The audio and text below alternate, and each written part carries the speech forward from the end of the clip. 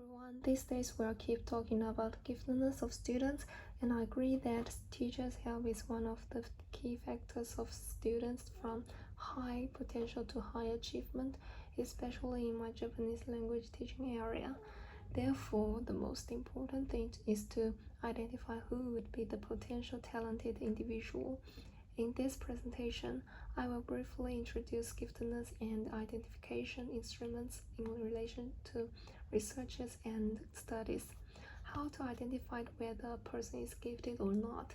King's differentiated model of giftedness and talent gives us a clear distinction between the concepts of giftedness and talent.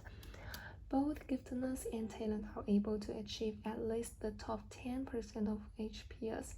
The only difference is that giftedness is the possession and use of outstanding natural abilities, whereas talent refers to the outstanding mastery of systematically developed abilities or skills. The DMGT possesses 6 aptitude domains, which are intellectual, creative, social, perceptual, muscular, and motor control. According to this model, we would assume that someone who is gifted in Japanese may have the giftedness of social, as the nature of language is social tools. An empirical study describes what a gifted individual looks like in language, driven by a strong desire of to communicate mental meanings to others. The gifted child often seems to be able to operate outside of the linguistic and cognitive constraints restricting the general population.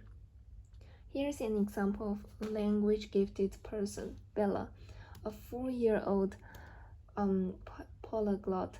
She can speak 8 languages including English, Russian, Chinese, French, Arabic, Italian, Spanish, and German. Apart from her aptitude, it is impossible to learn so many languages in only 4 years of her life. There is another person called Benny Lewis, who is a talented individual. He is Irish polyglot who always able to find shortcuts to getting by in a new language in just 3 months. However, in his blog, he said that he is not gifted with language. He used to spend 11 years studying Irish and 5 years studying German at school. Even after all his study, he still couldn't speak them. At last, he tried to figure out his own method in learning languages, and now he becomes a fluent and confident speaker of 7 languages. Polyglots are not common for us, which assume that many gifted people do not know they are gifted and not work on it. Therefore, how to know if we are potentially language giftedness? I suggest 2 instruments and a quick reference guide to identify this. The first one is called performance-based assessment. Students are presented with an open-ended question, including the 5 keys components: setting, roles, audience, time frame, and product. For example, I set up a scenario that we need to speak Japanese. When you lost your wallet while traveling alone in Japan, what would you do? Use 3 minutes to answer it in Japanese. Students need to organize sentences in a short time to express their thoughts, which may reflect giftedness in using languages. We would be looking for students who can organize sentences logically in a short time, and they are the gifted students in language.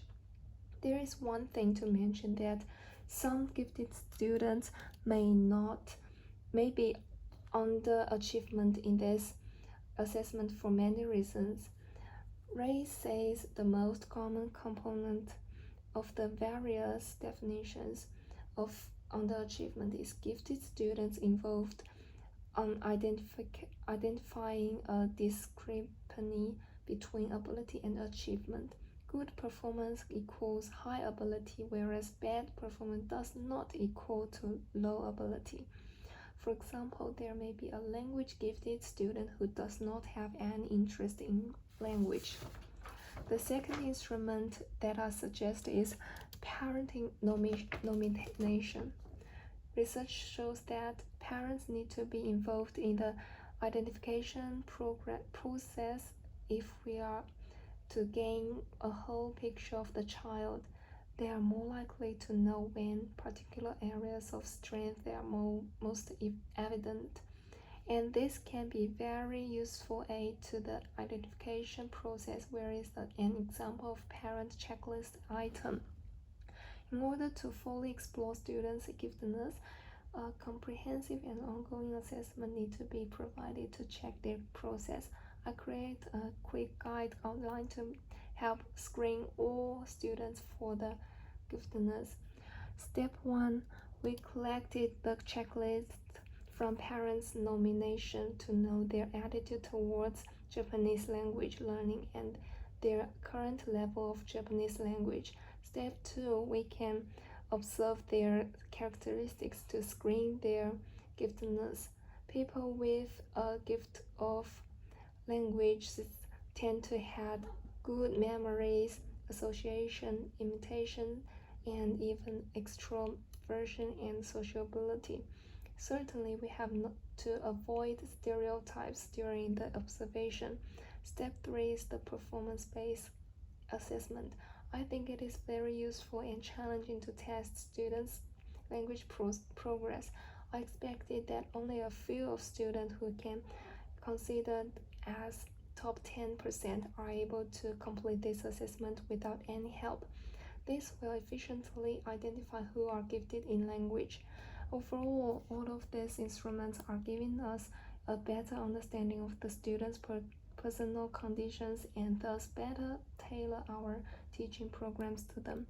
In this way, students with higher degrees can have more opportunities for challenges, and students with lower degrees can get their help through different ways of learning, and everyone can be an expert of Japanese. That is what I expect as a Japanese teacher.